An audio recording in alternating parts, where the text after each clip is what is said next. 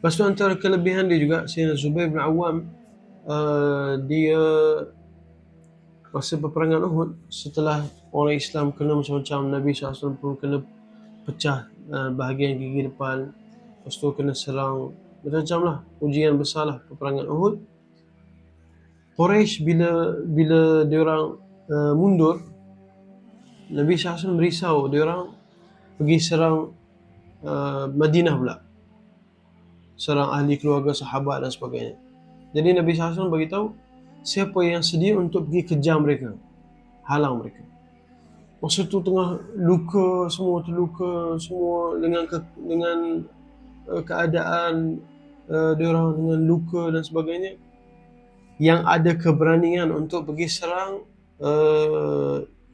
lagi sekali, kejar Quraisy. Itu satu kelebihan yang luar biasa, bukan semua orang boleh buat. Jadi masa tu bila Nabi SAW panggil sahabat untuk serang lagi sekali, kejar Quraisy, masa tu ada 70 orang sahabat yang bersedia. Antara mereka ada Sayyidina Zubair bin Awam radhiyallahu.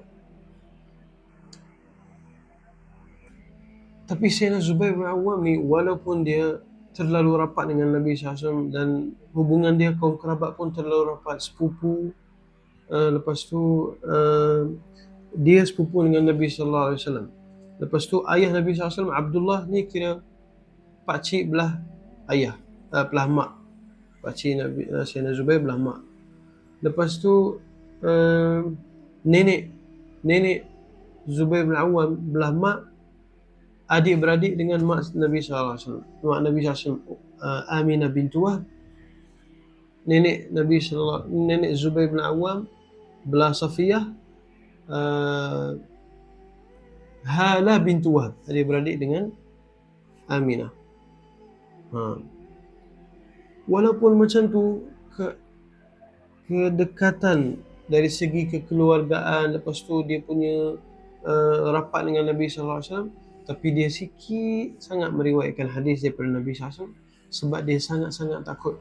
Dia dengar Nabi SAW beritahu, man kadzaba alayya muta'ammidan, barang siapa yang ucapkan satu ucapan, lepas tu dia beritahu yang tu Nabi SAW yang sampaikan, tapi sebenarnya tak betul, falyatabawwa maq'adahu minan nar, maka hendaklah ia menempah tempatnya ke dalam api neraka. Maksudnya siapa yang tersalah cakap, kata satu perkara Nabi SAW sabda tapi sebenarnya Nabi SAW tak beritahu, maka hendaklah ia menempah kedudukan dia ke dalam api neraka.